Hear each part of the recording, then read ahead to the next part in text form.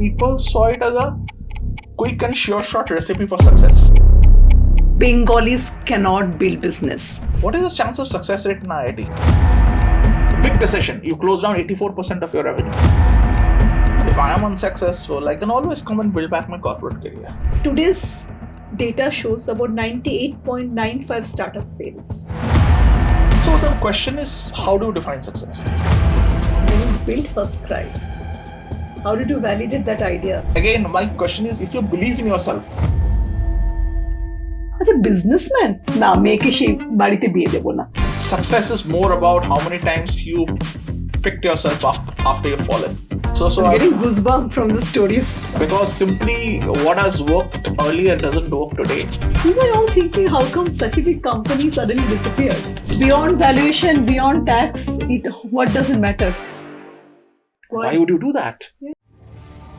If you're building something really next gen, most people fail at making a successful product. Don't you have the confidence to bet 5 years of your career? How do you keep the team so motivated? Because they were so emotional, they just called and they could not say a word. So I could sense some of them crying. This is the biggest achievement as an entrepreneur, impacting so many people's life. Very good morning. Today we have a very special guest. I have been telling all of you that we'll be coming out with a series where there is a stereotype that Bengalis cannot build business. Bengalis are great thinker, great poet, very intelligent, but they're hesitant builder. And now in this series, we are going to bring those Bengalis who have questioned that status quo, who have proven that Bengalis not only a great thinker and believer and the narrator, they also can build very successful business. So welcome to our podcast, Your Icon Podcast. And today with us, we have Mr. Amitava Saha, who's not only built 2 successful businesses, but also the entire ecosystem. So Dada, with the first question, এই যে narrative-টা আছে আমাদের, যে Bengalis are great in thinking. They're a great poet, great narrator, but they're hesitant builder. They're risk averse. I want to know from you, বাঙালিরা ব্যবসা করতে পারে না। আমার মনে আছে যখন ইনিশিয়াল ডেজে আমার বিয়ের কথা হচ্ছিল, তখন বাবা আচ্ছা বিজনেসম্যান, না মেয়েকে সেই বাড়িতে বিয়ে দেব না, মানে ওটা একটা ট্যাবু ছিল। বাট আজকের জগতে দাঁড়িয়ে, if I am looking at all the brand which is being built by the Bengalis. So I want to understand from you how you see this narrative is being changed, and did that Bengalis cannot do business ever impacted you in your initial years? I think it's more in our minds than the minds of general people.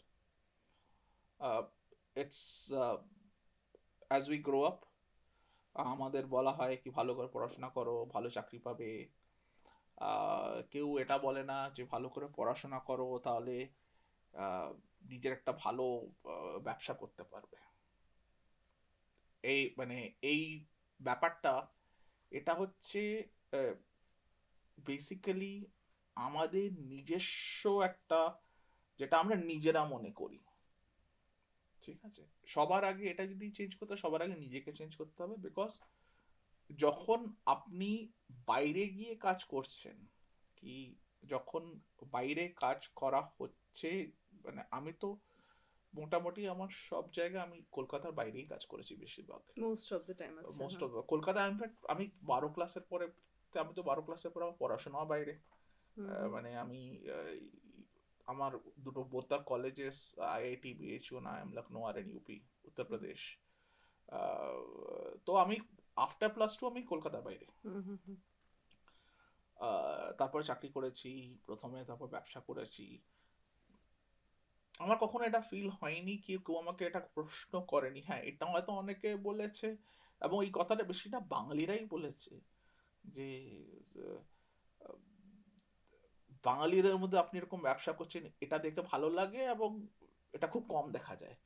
এই কথাটা কিন্তু আমি বাঙালিদের থেকেই বেশি শুনেছি। যারা বাঙালি নয় তাদের থেকে কিন্তু কখনো শুনিনি, যে বিকজ আমি যেখানে কাজ করি এখানে উই ডিল উইথ প্রফেশনাল ওয়ার্ল্ডে প্রচুর বাঙালি আছে, They are not entrepreneurs, but there are a lot of Bengalis. So for them, it's and for yeah, they look at me as a entrepreneur as well as a professional. So but because professionally there are so many people around, so that's never been an nobody's ever once or twice people have said that's very rare. If I've heard it say 10 times, 9 out of 10 has come from Bengalis only. Oh, wow. So it's actually within our mentality, it's not the Yeah, outside world it's who not the thinks outside, you. it's not never the outside world. And it's barely maybe once I'm saying maybe once because probably if I say 20 times, then probably 19 out of 20 has come from Bengalis rather than Okay, right. Let's go back to your childhood days. So when you grew up, were you encouraged to be a doctor or engineer or something else? Like, I just want to understand whether the entrepreneurship happened by choice or it just happened at one of the occasion. Just it was never a plan; it just happened. it was by choice because আমার দাদু আমার grandfather যিনি ছিলেন ওনার মানে he was a lawyer Okay. in those days but he had seen a lot of hard times বাংলাদেশে মানে he lost his parents at an early age father at an early age family had to go through a lot of trouble 1946 that time. no, I'm talking of my grandfather would be I'm talking of probably 20s or early 20s. So his father passed away 20s or early 30s. I don't exactly know. Uh, you know, then he had to. What I've heard, he had to struggle.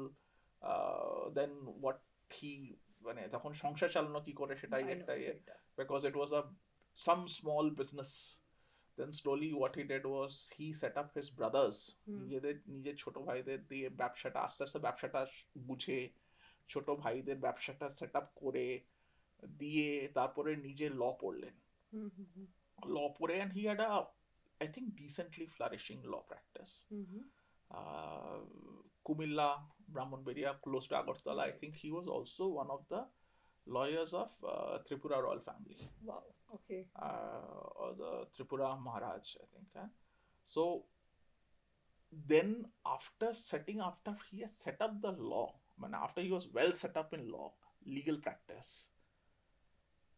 he started a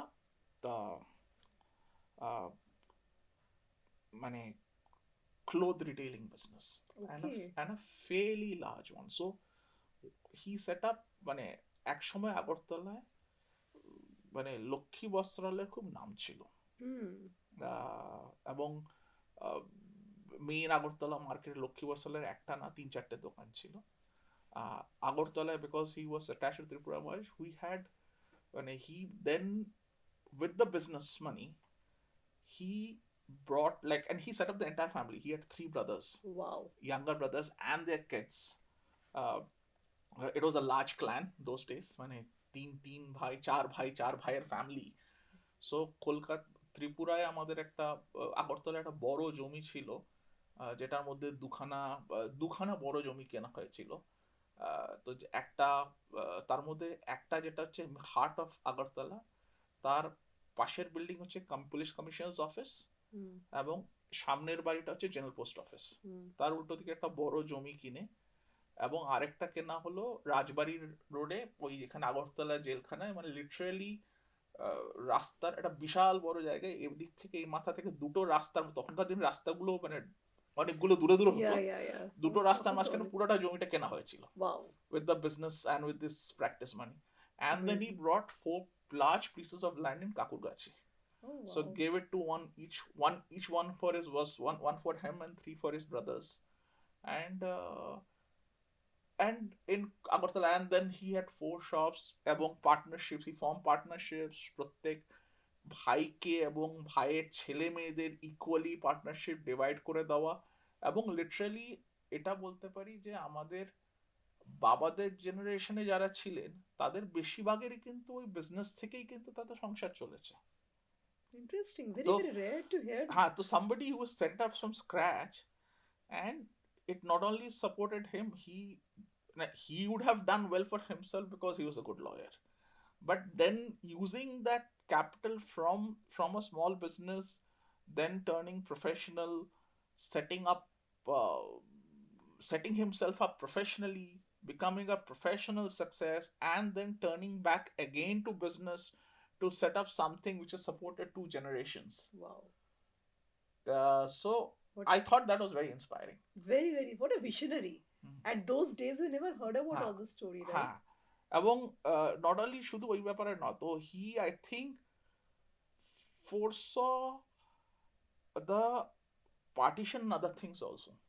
মানে আমার বাবা যেমনি বলতো যে coincidentally এই না coincident, মানে বাবার ডেট মনে ছিল, বাবা তখন বোধ হয় যখন বাবা কলকাতায় আসে বা ফ্যামিলি, তখন বাবার বয়স বোধ হয় 14-15।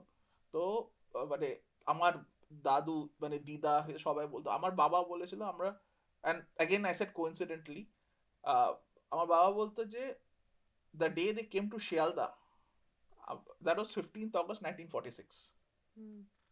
Wow. Independence. But nobody But knew it was 15th August. But মানে বাবার, because he came at a age like he was in his teens, so it was an impressionable, মানে বাবা Age. এটা জানতো যে আর্লি টিনসে ছিল বোধহয়, বাবার বোধহয় 10-11 বছর বয়স ছিল তখন, তো 11-12 বছর বয়স ছিল বাবার কাছে ওইটা, it was like family is being uprooted from মানে কুমিল্লা ব্রাহ্মণবাড়িয়া থেকে এখানে আসা, কলকাতায় আসছে, এসে বাবার মনে আছে, ডেটটা মনে ছিল বাবার। তো তো 15th August 1940। সো আমার দাদুর এত বছর আগে, তখনও দেখুন 1 বছর আগে ফ্যামিলি শিফট করা, তারপর ব্যবসাটা সেট আপ করা, and the business was set up not in Bangladesh, business was set up in Calcutta and Agartala. Matlab migrating to a different place, setting up, managing so many things. And then Literally a visionary. and then towards the end of his life, আমি আমার মার মুখে শুনেছি যখন like when things were all settled and the family was he has retired, he had like lifestyle disease, blood pressure, sugar ছিল, but he used to manage himself well. সকাল বিকেল গাড়ি করে, তখনকার দিনে গাড়ি ফাড়ি কিনে গাড়ি ফাড়ি করে ড্রাইভার নিয়ে ঘুরতে যাওয়া, বাজার করে আনা, সবাইকে খাওয়া। তো হি হ্যাড লাইক কলকাতায় আমাদের আগরতলা বাড়িতে দুর্গাপুজো চালু করা এভরি, তখন মানে তখনকার দিনে ওই মানে দুর্গাপুজোর সময় পুরো ফ্যামিলি আমাদের এখানে লিটারেলি, তখন তো ট্রেন ফেন ছিল না, দে ইউজ টু পুরো ফ্লাইট, লিটারেলি পুরো ফ্লাইট বুক করে, যে ছোট ছোট প্লেনগুলো হতো, সবাই কলকাতার সবাইকে নিয়ে আগরতলায় নিয়ে গিয়ে দুর্গাপুজো করা। কিছু তো অর্ধেক ফ্যামিলি আগরতলায় ছিল, বাকি ফ্যামিলিতে যারা কলকাতা ছিল প্রত্যেকে এখান থেকে দুর্গাপুজো আগরতলায় নিয়ে গিয়ে দুর্গাপুজো চালু, আই থিঙ্ক দুর্গাপুজো চালু হয়েছিল বোধ হয় সামওয়্যার ইন 50s এর, আমাদের বাড়িতে দুর্গাপুজো চালু হয়েছিল আগরতলায়। তো ওই সময় সবাইকে, এবং those use to be like very small mid 50s types, ওই ছোট ওই প্লেনে করে সবাইকে নিয়ে গিয়ে আগরতলা নিয়ে গিয়ে দুর্গাপুজো নিয়ে যাওয়া, নিয়ে আসা, and all those things. So yeah, so I'm getting goosebumps from the stories. Wow. So This that is very hard. so I used to, those stories inspired me. And আমার বাবা প্রফেশনাল ছিল, আমার বাবা ওয়াজ এমকম কস্ট অ্যাকাউন্ট, বাবা একসময় ব্যবসা করেছিল family বিজনেসে, but then he chose to become professional. তো আমার বাবা এমকম কস্ট অ্যাকাউন্ট, বাবা চাকরি করেছে নানা জায়গায়, বাট আমিও জানি বিইং না প্রফেশনাল, বাবা প্রফেশনাল ছিল, আমার মা সায়েন্স গ্রাজুয়েট ছিল। তো অবভিয়াসলি ছোটবেলায় ইয়ে ছিল, কি হলো ভালো হলে সায়েন্স, মানে এটা স্টিরিওটাইপ, ভালো হলে সায়েন্স পড়ি, মানে কেন এটা স্টিরিওটাইপ হয় আমি জানি না, কেননা আমার মেয়ে, আমার মেয়ে যেমনি এখন বললো যে আমি তো আর ইঞ্জিনিয়ারিং করবো না, আমি এমবিএ করবো, তো আমার মেয়ে বললো যে আমি যদি আমার ফিউচারে এমবিএ করতে হয়, so she chose to do, ওর সাবজেক্ট কম্বিনেশন 11-12 ছিল হচ্ছে accountancy, economics, computers and mathematics. সেটা এখনকার দিনে আমাদের সময় লোকে বলতো বলতো এটা কি গজঘট একটা কম্বিনেশন নিয়েছে, আজকাল তো অপশনস। তো but she was very clear কি আমি তো ইঞ্জিনিয়ারিং করবো না, তো আমি ফিজিক্স কেমিস্ট্রি কেন পড়বো, বাট আমার অঙ্ক ভালো লাগে, কম্পিউটার ভালো লাগে, এই দুটো নেবো, মানে তো and I'll combine with maybe accountancy and economics, which is probably more relevant to what I want to be in future. So anyways, coming back, so yes, usual stuff, এবং ডাক্তারি, and because the reason I think বাঙালিদের ইয়েতে ডাক্তারি and engineering ও chartered accountancy একটা মোটামুটি একটা বসে গেছিল, is I think people saw it as a quick and sure short recipe for success. Yeah. At least মানে you land up with a job. at least you land up with a job. Right. Yeah. So I think that was it. Yeah, I had the same thing. So uh, after plus two, JE, then IIT, things happened. Yeah, yeah, great. But I think from your story, যেটা আমরা বুঝতে পারলাম that you had this amazing story of your grandfather who literally at early 1940s, right, built something and then that kind of sustained two generations. So that story inspired you, right, a lot. Yes. আর তখন থেকেই মানে আপনি ভাবতে শুরু করলেন যে আমি এবার মানে নেক্সট টাইমে গিয়ে কর্পোরেটে যাব না, বিজনেসে থাকবো? না সেরকম নয়, মানে ফ্যামিলি প্রেশার তো ছিল বিকজ অফ আমার বাবা মানে এইসব ইয়েতে, বাবা ফার্স্ট ওয়েন্ট ইনটু বিজনেস দেন ইনটু প্রফেশনাল। সো অবভিয়াসলি যখন ইঞ্জিনিয়ারিং পাস করে বেরোই তখন আমার বাবা রিটায়ার্ড, মানে হি জাস্ট রিটায়ার্ড। তো I had that pressure ki somebody should be in the job. So engineering করে বলে, and then এখন যেমনি obviously things have changed. আমাদের বাবাদের জেনারেশন যে স্ট্রাগলটা ছিল কি, আমাদের we had a different sort of struggle, much more আমাদের পরের জেনারেশন পরে, এবং the current generation right now who are just getting into jobs, they have a different, their parents have worked, so they are well settled, they have choices. আমাদের সময় আছে বাবা retire করে গেছে, কিছু তো করতে হবে, কেননা না করে কদিন বাবা রিটায়ারমেন্টের পয়সা তো আর সেটা তো চলবে না। তো তো সেই প্রেশারটা ছিল, এবং বাট আই ওয়ান্টেড কি at some point of time I'll try my hand. I used to articulate it, I used to tell it to my parents.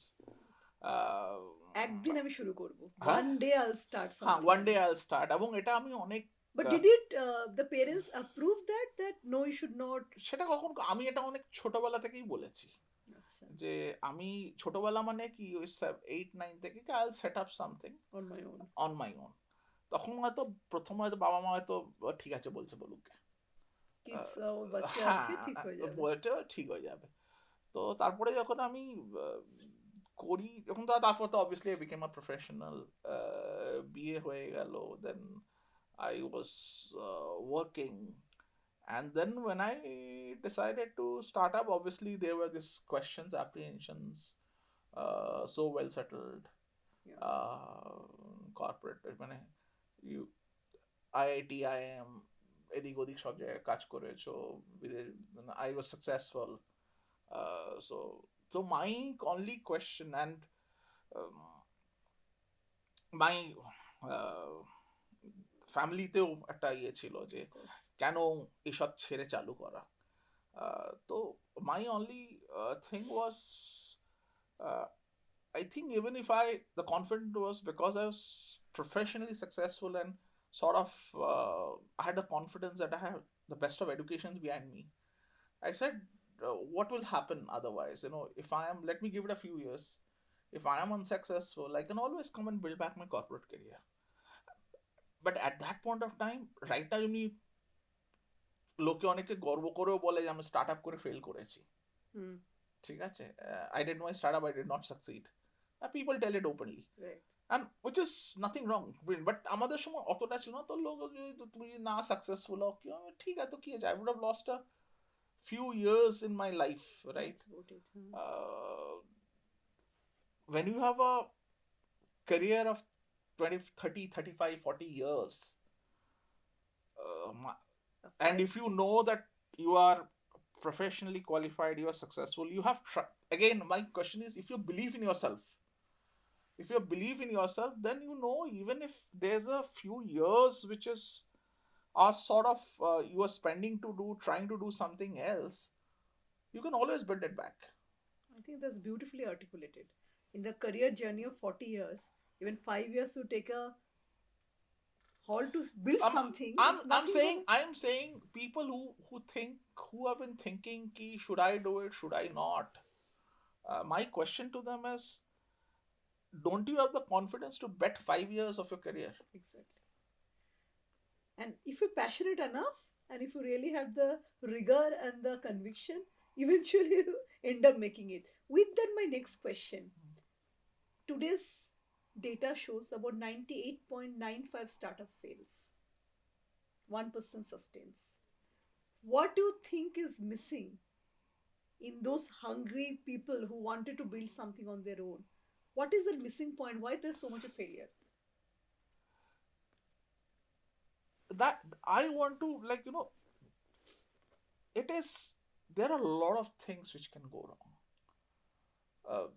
Maybe product market fit, maybe the price points. And most cases, the product market fit পর্যন্ত পৌঁছতেই পারে না. People don't even reach a product market fit because uh, most people fail at making a successful product. But that's true for a lot of cases.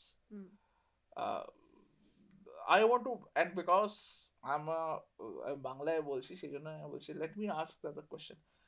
When the parents say that, engineering এর জন্য চেষ্টা করো, কি আমি জানি না এখন আইআইটির জন্য চেষ্টা করো, what is the chance of success rate না আইআইটি? এক্স্যাক্টলি। ঠিক আছে, আমাদের সময়, এখন আমি বলতে পারবো না এক্স্যাক্টলি কত নাম্বার, এখন ইঞ্জিনিয়ারিং সিট অনেক বেড়ে গেছে। আমাদের সময় 1.2 crore people used to sit for IIT. 1.2 sorry 1 point not crore, 1.2 lakhs. 2 lakhs. 1.2 lakh children used to sit for IIT, and there were 1700 seats, 1600 and 1700, something like that, 1600-1700 seats. That's it. 1%. 1.2 1.3%. So there also, if you look at odds, 98.8% as people would not be successful. Still Are people not making an honest attempt? And I would say most of the people who write an IIT, because I knew a lot of my friends who used to write West Bengal JE but never wrote IIT. Oh, IIT hobe na. From the beginning, I know that I'm not made up for that. So it is not that everybody who is appearing for engineering is appearing for IIT. Okay. So those were the odds that were there even then. Nowadays, I think the number of seats have gone up dramatically. So I don't know the number of people sitting, but still the odds would be maybe that 1.2% would have better to 2.5 at max. I don't know the exact number, but I'm assuming the chances of success might have doubled given the so many number of seats, and given that there are other avenues. Some people would be thinking, I'll not do IIT, I'll do something else. Yes. Of the people who are, a lot of children actually are very clear, we want to go into pure sciences, not into any others. So and given the number of seats have increased, your chances of odds would have been probably 2.5% from 1.2% to get into an IIT. And there are so many other engineering colleges as well, good regional or NITs are there, and so on and so forth. But chances of success, or also the question is, how do you define success? Do you just think getting into IIT is successful? I don't think so. When you said 98.5, some of them would have probably been not unsuccessful in building the first venture. Maybe they built it right second or third time. Maybe their vision or aim was to build something where everybody wants to build very large, everybody wants to build a unicorn. But even if they're doing something in a smaller way which is successful, you are not completely, you probably did not achieve the scale that you wanted to achieve, but you have in a way built something. Beautifully said. I think building, creation is something that still gives a different joy. With that, being an IITian, because that is to be the quote unquote the dream degree to have, you have privilege to have both the degrees. Do you think that gives an edge of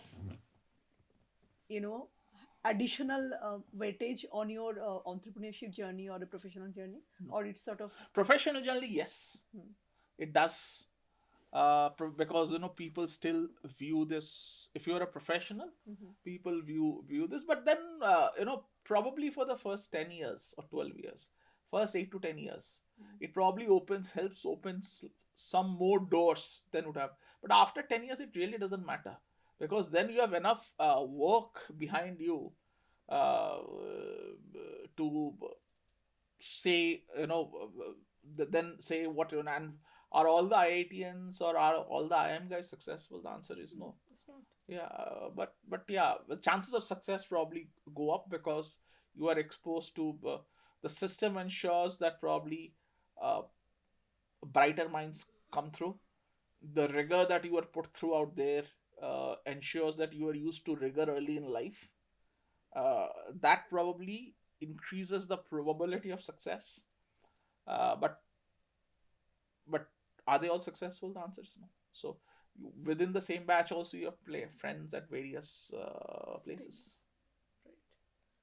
Beautifully answered. Now, uh, with that, you have built two very successful businesses, FirstCry and Xpressbee.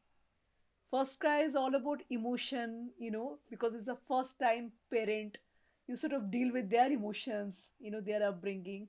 While the the other business, Xpressbee, is all about logistics, numbered, very non romanticized business that is like you have to keep doing it. Now, how different emotion you've gone through to build these two different businesses? Well, if I take a step back, uh, the basic difference is one is a consumer facing business, other is not. Okay, First Cry is a consumer facing business. Xpressbees is where we sell more to the other businesses, and numbers are relevant in both the cases. So both the cases, in any business is driven on hard numbers. Hmm. Okay, and whether it's a consumer business or non-consumer business. So I don't think there is, yes, both the businesses have to build differently, but there are a lot of similarities as well as a lot of dissimilarities. So What are those similarities? execution rigor, uh, building it by the numbers. One is about understanding consumer. Other is about more about understanding operational efficiency. Uh, so there are a lot of similarities and dissimilarities, and getting at if I get into subline items at the top, I think these are the basic Basic. similarities and dissimilarities. Other than that, every within the same domain also no two companies are similar. So each company is different in its way. Each company has its own has each company has its own DNA, its culture, its moats. Mhm. So yeah. Many times the comments, everywhere I bring that thing, I had the right product market fit, I had everything, but eventually I could not raise the second round, third round, fourth round. The issue happened because I could not have fund to scale it up.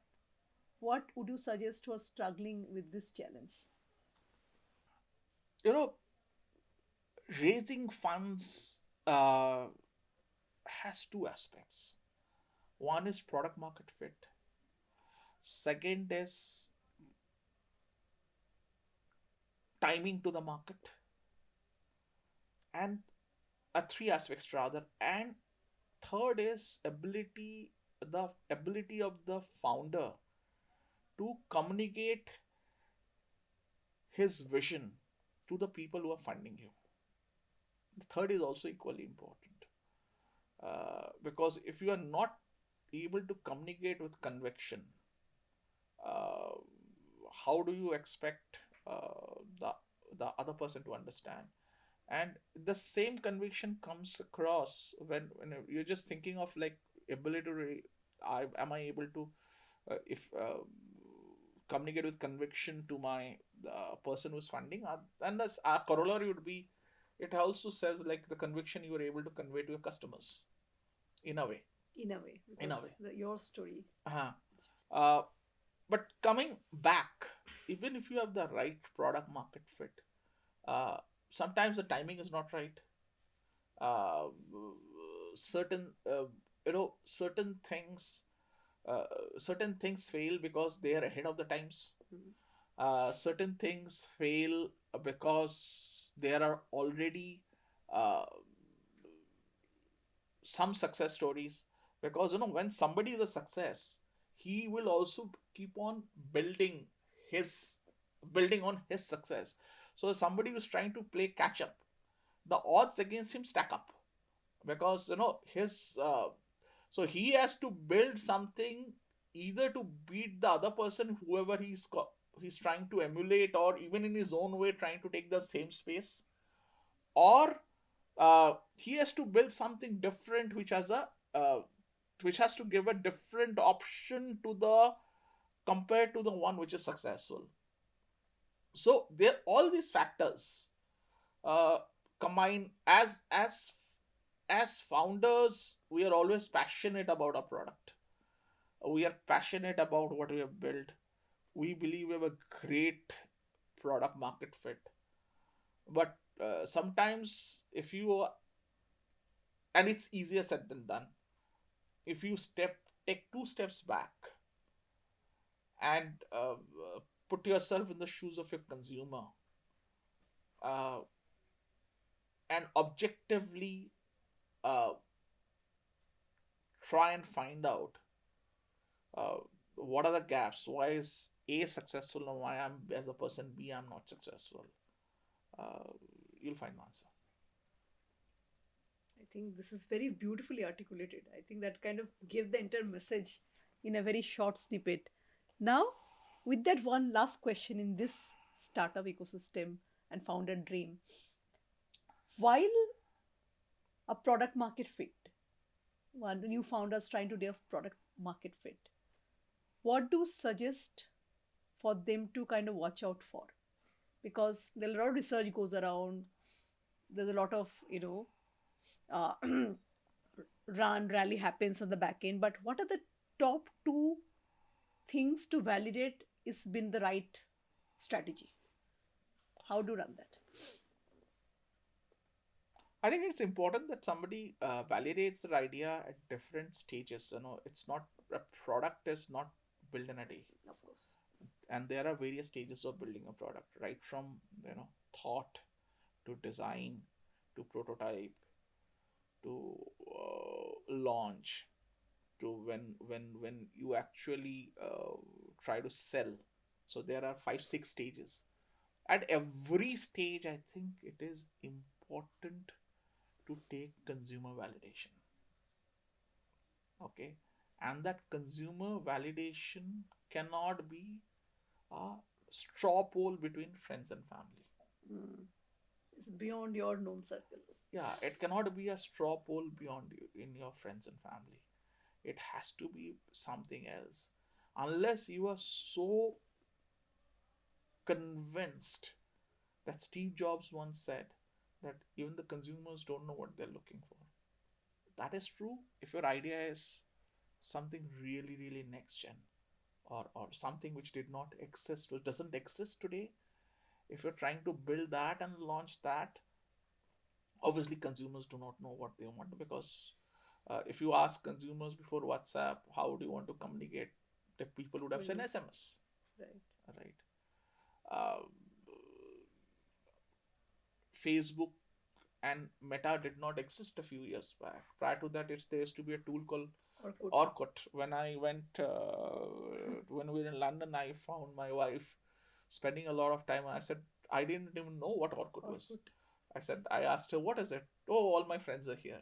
School, college friends, they're there. So, we know about it. So that's the first time I looked around. Okay, she's posting some statuses and all those. I don't even know whether you could post status in Orkut or not. I'm really bad at social media. Artist profile, yeah, Uh, picture you get to so see. whatever it is. So I the 2005 2006.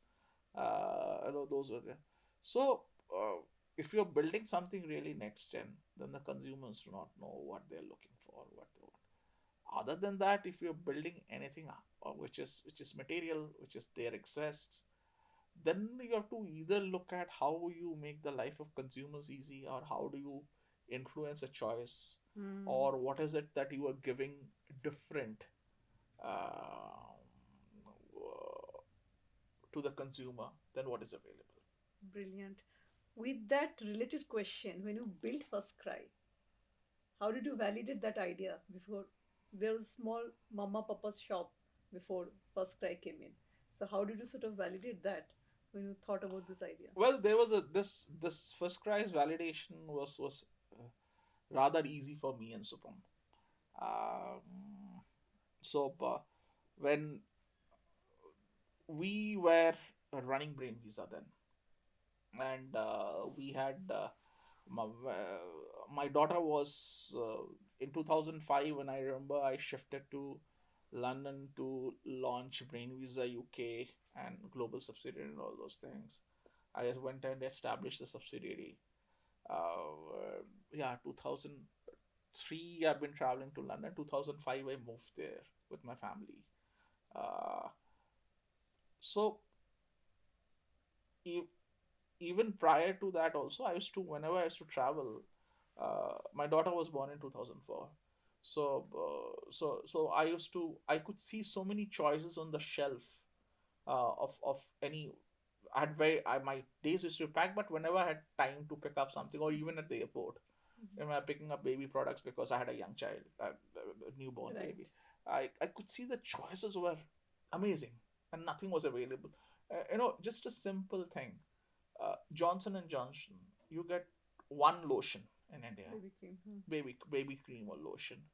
You go to, and at the same time, I could see, you know, there were daytime lotion, nighttime lotion, After oily skin validation. after bath. Even the lotion had six or seven, right? So Varieties. it was very clear to me. To when Supam also had a young daughter.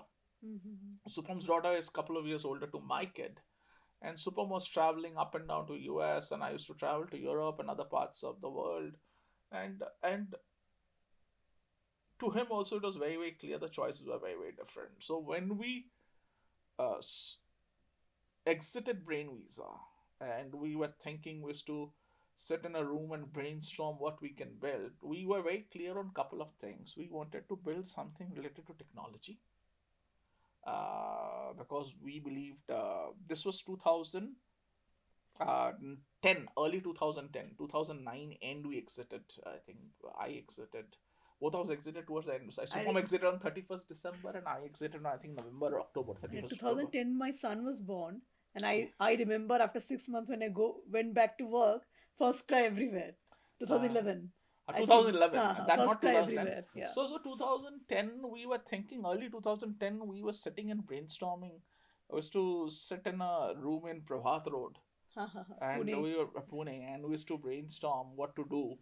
And we were very clear that we wanted to do something on technology, uh, something which we could scale, because the learning business which we sold was, we realized, although we were very successful, we realized in a way we were globally one of the top companies in Brain Visa, but then we realized the field was quite e-learning at those days. Again, e-learning on those days was probably ahead of the time, slightly ahead of the Mhm. time. We were only having top corporate, because although we had probably 100 out of top Fortune 500 companies at the headquarter level, but still we realized that the field of operation, the playground, or the size of the table is limited. Okay, so we wanted something which has a bigger table, and so technology, and then Amazon was doing great. When we were thinking, Flipkart had just launched. Flipkart used to sell books when we launched FirstCry. Right. Uh, so we said, like, okay, this is something, and retail was 13% of the economy. Yes. So it's a question was whether it's big enough. The answer is yes. Does it tick all the boxes? Technology in here. Do you think product scarcity? Yes. We went to all the leading baby as in Baby kid care. shops in Pune. Uh, we we fortu- we are fortunate enough to have good relationship with some of the kit shops owners, or we forged relationship. We tried to understand how their supply base works. We realized the supply chain was broken. Hmm. They were buying the supplies. We spoke to some of the suppliers. We spoke to the leading brands. We spoke to through them. We spoke to say a Fisher Price was a Mattel Metal. toys, and we realized the kind of SKUs that was available in India was a fraction of what's available globally. Johnson, we knew out of our own experience that Johnson brought just limited SKUs to the country, whereas Johnson uh, was had a much wider range. We went to a lot of things were being imported from China, and we actually went and visited a lot of importers in Hmm. Bombay, primarily in Bombay and others, where we realized that they were literally buying out of uh, from the retail markets of China and importing in bulk and giving closed boxes to shops saying, okay, there are 5 prams out here. Here's a sample which is assembled. Any damages or any dents in the products, I'm not responsible. You have to cannibalize between one and form. If you get out of that 4 out of that, I'm selling you the box. Okay. So that's how, and the shopkeeper would then probably, if something's damaged, they was cannibalized. They would probably get 4.5 products, and then out of they could probably get 9 products out of 10, and accordingly everybody was pricing it. So we realized there's a lot of inefficiency at scale. We can do it very, very differently today. Like, FirstCry strollers and prams are manufactured in the same facilities in China, which manufactures Graco and Evenflow, Wow. which are world leaders. Wow. The same factory produces the same product for the FirstCry as a private label. What? The the wipes that is Baby sold on wipes. FirstCry, Baby Hug. Uh, Uh, there's a company called Gini Filaments, which is a Government of India enterprise. They have a huge wipes manufacturing machine. There's a most modern setup. They run Johnson's orders for 10 days, Mami Poco orders for 10 days, FirstCry orders for 10 days. So we realize today our clothes are designed by us. Obviously, we buy from all the leading brands, also sell through us, but the private labels are designed by us, and they go to top, the best in class manufacturing setups in India or Southeast Asia, uh, and they manufacture it based on the custom order that is placed by FirstCry. So so we realize beautiful. scale matters, Yeah. and so that's how we started FirstCry. What a journey, huh? This is called product validation. Literally going every detail, and the way kind of sculpted it. Excellent. Now, while building First Cry and after that Express B, what is the toughest leadership lesson that had hit you the most, which you had to unlearn? While you building First Cry, you saw certain leadership style that had helped you, but you had to unlearn that same style when you are building Express B. What was that journey? I think this is a continuous journey. It's not in phases. Uh, Obviously, what worked for FirstCry, in Xpressbees things are different. What worked for Xpressbees yesterday doesn't work today. Hmm. So even while building FirstCry, there are many phases. What worked in day one did not work in day three. Hmm. So I would say, instead of putting it in discrete blocks, I would say it's a continuum, and this is a continuous process. Every day you have to unlearn a few things, unlearn even from your own experience, because simply what has worked earlier doesn't work today, and the market has moved on. Yeah, because I remember BlackBerry, that phone, it was so popular. They could not invent with the technology.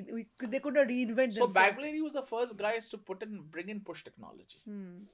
Okay, so that's why I think I got a BlackBerry in, I think, in 2005, Yeah, early days. early days. I remember getting a BlackBerry when Airtel got one of the early when Airtel got the early I fewer handsets. remember. I remember I got one of them. Yeah, very. So one of the early in Pune, Huh. and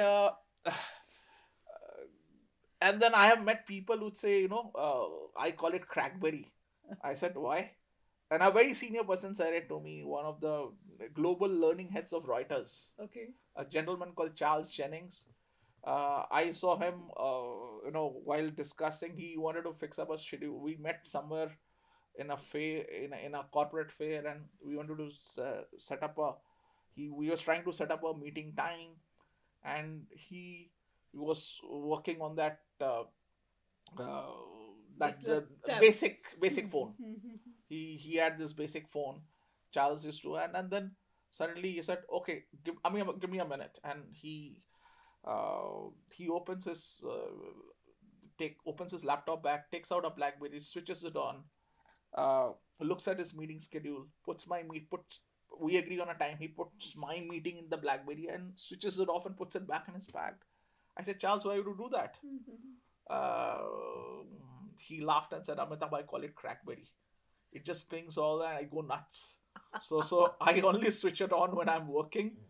For example, right now I'm in a fair meeting people, so I believe my conversation with you is the most important thing. I don't want that thing to ping. Ping. Ah, So, those time silent option was not there, yeah, right? yeah. I know. So BlackBerry was, for the first time. Then touchscreen came, and BlackBerry never shifted to touch. Hmm. And then within the touch also there are very features. So it Yeah. lost Even the relevance. Nokia. Nokia was very happening brand those I days. was very closely associated with Nokia in Brain Visa. Hmm. So we were one of the three global partners of Nokia in learning and development. Brain Visa was, and I was. Uh, so when Nokia made a decision, and I was one of those, like, when Nokia wanted leadership training for Web 2.0 for leadership, they called me up. I said, look, I do not have the competency. Hmm. They said, Amitava, this was senior management, so we don't want to go. You guys are learning expert. You get an expert, but we'll come to you. Mhm. So I organized the first Web 2.0 training for Nokia senior management in Helsinki, in London, in Toronto, New York, and Dallas, Texas. That's way back in 2007, 2006, 2007. So 2009, uh, after Nokia brought Symbian, and they launched something called OV. And the day they launched, I think there used to be a thing called Tom Tom when you fix in the car, and the GPRS, it helps Right. you maneuver. Yeah, yeah, yeah. And the day they launched OV, they became world number two because it was launched across all Nokia phones or smartphones. So 2008, I think 2008 end, they called around 50, 60 people who were like closely associated Nokia ecosystem, not Nokia employees, and I was one of them. They called us to Espoo and they said, we're going to stop all our R&D.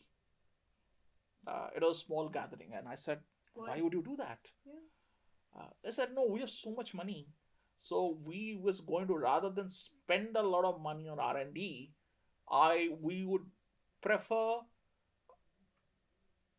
on execution, and whenever something new comes up, we'll just buy it, just like we bought Symbian, and we'll make it a success given our scale. And within 2 years after that, I think Nokia was sold to Microsoft. Because if you have a cutting edge technology, what they sometimes did not realize is not always up for sale. Yeah. And Exactly. and if you think of it, that was such an interesting real life lesson. And if you look at the history of Nokia, it is just the reverse. In If I'm not mistaken, in 19 early 80s, Nokia was again a conglomerate. Yeah. Okay, and biggest, and they were doing everything from lumbering, where simply cutting trees, making paper, Mhm. and all those things. And in mid 80s, Nokia decided to shut down 84% of its business and focus on mobile, which is just 16% of its business time then. mid 80s. So they had taken those path breaking calls early in 80s, 1980s, and the same Nokia took a call in 2008 to stop R&D, and by 2011 it was gone. That was a very strange So decision it to. just Mm, shows that a success of probably 25, 28, 30 years doesn't can guarantee. can disappear in 2 years with. And prior to that also Nokia was successful, because even when they decided to do mobile, prior to that Nokia was a fairly large Finnish conglomerate. Right. Lumbering, paper, manufacturing. I think they were into printing, and there are multiple things. Business. They decided to close all the businesses and focus on just mobile in 1984. A big decision. You close down 84% of your revenue Exactly. and chose on 16% of a large company. But then, and then when you are at the pinnacle of your success, in fact, there was this room in Espoo. Espoo is where outside of Helsinki, Nokia headquarters was. They had this room, a huge campus, and within Espoo, there was this room where there's a global map, and they were showing a ticker showing where all how many mobile phones are selling every second. The ticker used to move, and obviously India was the fastest because India was just adopting mobile at that point of time. India had the fastest ticker going up, ticker going crazy. And but not just India, they were global market leaders. They had, I think, 50 more than 50% market share in all the markets in the world. It's just because there's one decision, One decision and that changed everything. that changed everything. And I know it because I was there. Wow. This is story, fascinating story. We were all thinking, how come such a big company suddenly disappeared? And now we get to know. Sometime I think the doing the odds which doesn't show the glamour, I think is the backbone of many surviving stories. Because I Yes. think back end research is very critical to upgrade. Yeah, back and no, sometimes nobody takes a wrong decision intentionally. You You know, take decision. you take a decision and you believe that it's the right thing to do. Nobody wants to take Your wrong this decision. wrong decision, but then decisions get taken, and sometimes you decide thinking certain variables in mind. The variables change. Yep. It is how quickly are you able to recognize that and correct yourself. No, one thing is today for sure, shelf life of everything is reducing. Very true. The films no longer last. Jubilees when we were younger used to be jubilees. Now there's no. It's the films is just a very successful film probably survives for a few weekends. That's it. Yeah. The most films survive less than one. Some of them survive two. So similarly, businesses. Uh, it's a continuous roller Yeah, coaster ride right now. those, I know we have learned a kaizen, continuous development. You keep on doing and adapting to the new thing, and then yeah. But the story was very fascinating. I heard about all that lesson, but today I heard the real story. This was with that we almost coming to the next segment on failure, pressure, and mental strength. Entrepreneurship looks very glamorized on LinkedIn, on paper, everywhere. But I think one of the most difficult day to day job to be able to, initial phase especially, to be able to deal with it. So, what is the most toughest lesson you have faced? And when you feel that no more, I think I just can't handle it anymore. What was the silent moment? Can you share with our audience? Uh, I would not. There are many such moments. Uh, you know, and and as they say, it's very lonely at the top.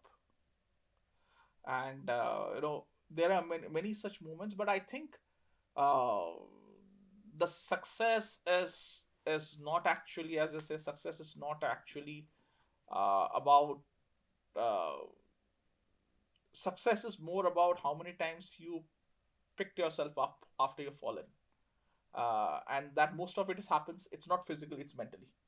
Very true. Very uh, well said. it's mentally. And yeah, so that's what defines you. Yeah. And I think anybody who is successful uh, had gone Max. through it multiple times. When people And, said it, and anybody. success is like a tip of the iceberg. 99% nobody sees the rejection, late night, Exactly. emotional drama, trauma. And a successful person will have gone through many more failures than a normal person. And that ability to be able to not leaving the hope and ability to hold on and bounce back each time you fall, I think that makes it Absolutely. different. Beautifully answered. So, with that, our next question for the audience. Uh, this is going to be a little interesting episode, okay? What did FirstCry teach you that Xpressbees simply could not have been built without? I think the scale, Hmm. you know, so because we have built scale in FirstCry from Xpressbees from day one, I was very clear on the scale that we have to build and wanted to build. And logistics is a scale business. Yeah, You cannot build without scale. So in you can in retail, uh, you can be a still, there are various sizes of retailers, right. but in logistics you have fewer companies, and all of them are scaled companies. Mhm. So I think that's what I'd put it. I think the planning, the execution, and executing it to scale is what probably FirstCry is there, because that was helpful before building Xpressbees, because Brain Visa was all said and done more boutique operation. So From FirstCry. all your three business, Brain Visa, FirstCry, and Xpressbee, if you have to take one lesson from each one, what would that coined word would be? I think the team. Uh, you are, you know, so I would say as entrepreneur, uh, you are most people highlight you or celebrate, but the way I think is, uh, the, I you are called up most of the times to the podium to speak on behalf of your team. If the team is not there in the background and executing it for you, you are doing the podium finish for the team rather. So Beautiful. it's a team which actually, and building the right team, building the right culture, setting the right objectives collectively with the team, and making and working as a team and rowing in the same direction is very important. I think that is the biggest lesson of a leadership. I have been lucky enough to kind of interview the country's most prominent figure who have made this big success story. Everybody said the same thing, is a team at the end of the day. Now, with that, my next question: how do you keep the team so motivated?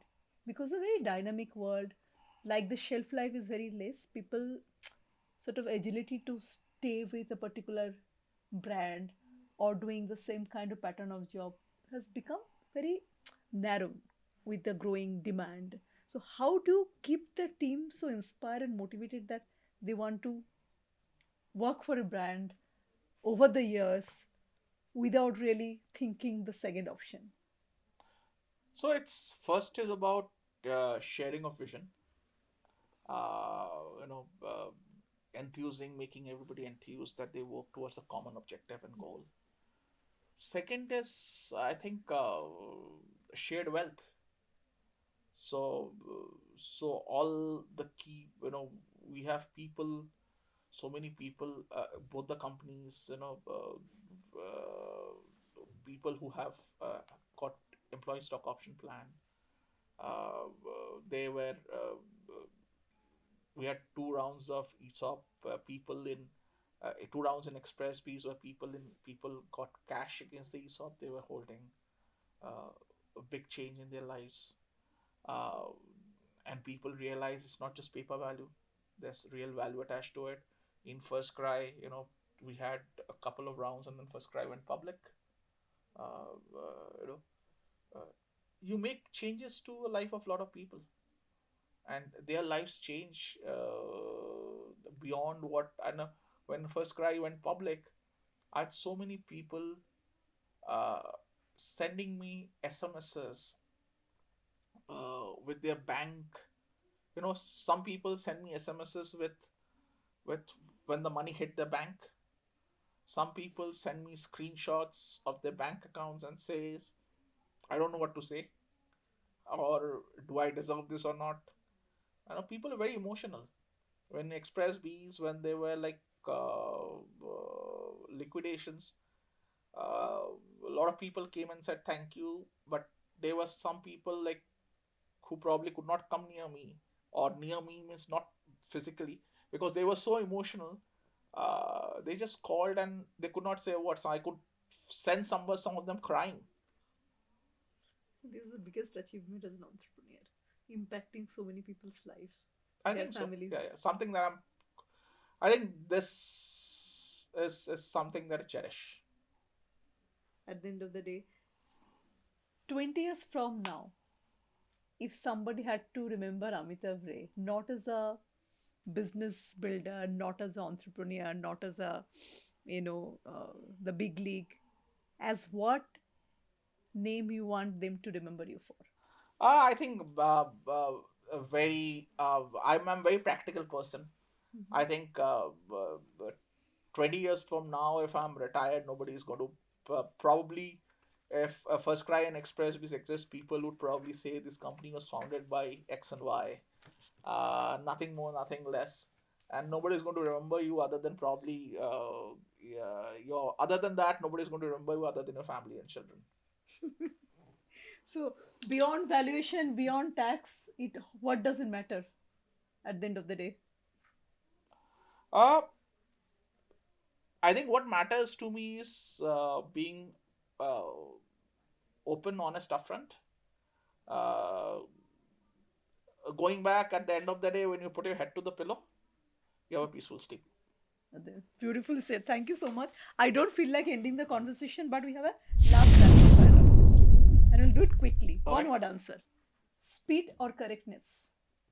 Both, it has to be balance. Conviction or adaptability? Again, the answer is both. You need to have conviction, but uh, you also need to question yourself continuously. You know, as soon as something is there, you feel you are not on the right path. You need to But if adapt. you have to choose one person higher, which quotient would you choose? Conviction or adaptability? Conviction. One startup metric that mostly is vanity. Uh, your valuation. Well said. Best advice that you rejected. There will be a lot of them. One or In two of them. hindsight, uh, sometimes I think I spoke about team, Yeah. but then the team also has to undergo a change sometimes. Sometimes what has worked, and you have that inertia believing that this can probably continue. I think sometimes you know the speed of change has to be faster than you think. Hire slow or fire fast. Hire slow, Legacy or leverage. leverage. Worst advice you ever followed. I think it cannot be. I cannot pin it to advice. It is always like what you believe. Any decision, anybody can advise me, but what I finally do is my decision. So there are many of them, Any decision you regret? a lot of them. Anyone? Huh? Any specific one you still think you could have changed? Like, there have been so many changes. It's. I never think of how can I go back and unwind my clock. So move on. Move on. If your younger self met you today, what advice would you tell to your younger self?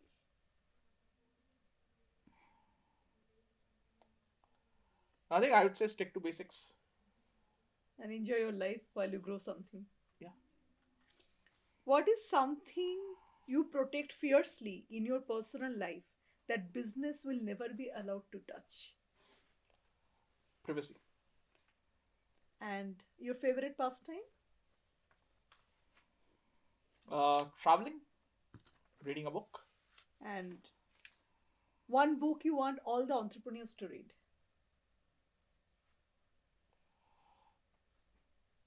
I don't read too many business books, to be very honest. But I've always been inspired by autobiographies. So one book was early in my days. I was enthused by one book, was Building of Sony. I think I don't know whether I'm naming the title right, by Akio Morita. Mm-hmm. Then Theory of Constraints. It's more of an operational management book. How the slowest thing can slow you down. So many thoughts have been there. Yeah. On the pastime, do you prefer a movie or reading a book? uh, I do not watch. I do watch a lot of movies, but I do not watch a movie if I do not get good reviews. I generally do not watch a movie. I would watch a movie if I got a good review of it. Favorite movie? Quite a few of them. One, especially on those childhood days, which you kept on watching more than 3, 4, 5 times. There used to be old Bengali movie called Boshanto Bilap. I watched it quite a few times. Yeah. Normally, my genre would be I enjoy comedies, Comedies. but not crash comedies, a refined sense of comedy. Beautiful. I think you've done a fabulous round with the rapid fire. And with that, we almost end the conversation. One line for all the viewers, for our young entrepreneurs who's trying to build, all the Bengalis who are risk averse that আমি চিন্তা করছি আমি করবো কিন্তু করতে পারছি না. One advice for them, for our audience. I think biggest thing you need to have is it's about your mind. It's about your own mind that is there, because today there are so much things are getting tougher, but there are so many opportunities also. There are things, so many new things evolving. It is the biggest thing you have to overcome are the questions and the blockages in your mind. I think that's about it. Beautiful. Thank I think you. you're the mind you work, you win your mind, you win the entire world, right? That is the message. Thank you so much. It My was pleasure. wonderful. My pleasure. Wonderful having you on the show.